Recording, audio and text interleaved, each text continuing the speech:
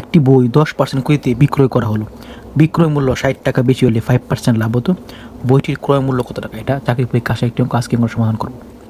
এখানে কিন্তু একবার 10% ক্ষতি হয়েছে, আরেকবার 5% লাভ হয়েছে। যদি এই ধরনের অঙ্ক পরীক্ষায় থাকে যে একবার ক্ষতি হয় এবং আরেকবার লাভ হয়, তো এই ধরনের অঙ্কের ক্ষেত্রে আমরা ক্রয় মূল্যকে ধরে নিব 100। তো ক্রয় মূল্য কত? ক্রয় মূল্য হচ্ছে 100। 100। এখন 10% যদি ক্ষতি হয় তখন এটার মূল্য কত হবে? 10 মাইনাস, তার মানে বিক্রয় মূল্য কত হবে? বিক্রয় মূল্য হবে 90। এখন কী হয়? লাভ হয়, মানে একবার ক্ষতি হয় তারপরে আবার লাভ হয়। তো লাভ হলে কত হবে বিক্রয় মূল্য? লাভ হলে বিক্রয় মূল্য হবে 5% লাভ হলে। লাভ হলে কত হবে? 100 যোগ 5 মানে 105।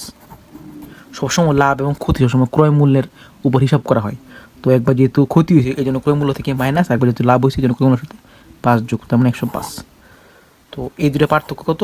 105 এবং 90, এই দুটো পার্থক্য কত? 15 টাকা। এখন আমাকে কী বের করতে হবে? বইটির ক্রয় মূল্য কত টাকা। তো আমরা দেখতেই পাচ্ছি যে 15 টাকা বেশি হলে, 15 টাকা বেশি বেচছি কিন্তু এখন 15 টাকা বেশি হলে ক্রয় মূল্য কত? ক্রয় মূল্য হচ্ছে 100 টাকা। বিক্রয় মূল্য, এটা হচ্ছে বিক্রয় মূল্য। বিক্রয় মূল্য 15 টাকা বেশি হলে ক্রয় মূল্য কত? 100 ধরছিলাম, তাহলে বিক্রয় মূল্য 1 টাকা বেশি হলে কত বিক্রয় মূল্য?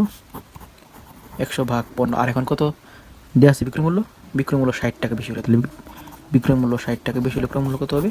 গুণ 100 ইন্টু 60 ভাগ 15। 15 দিয়ে 60 ভাগ করলে 400 টাকা। তাহলে বইটির ক্রয় মূল্য হচ্ছে 400 টাকা। তো এই ধরনের অঙ্ক এইভাবে সমাধান করতে হয়। যদি ক্লাসটা ভালো লাগে থাকে তাহলে অবশ্যই লাইক, কমেন্টস এবং শেয়ার করবেন এবং আমার পেজটা ফলো করবেন।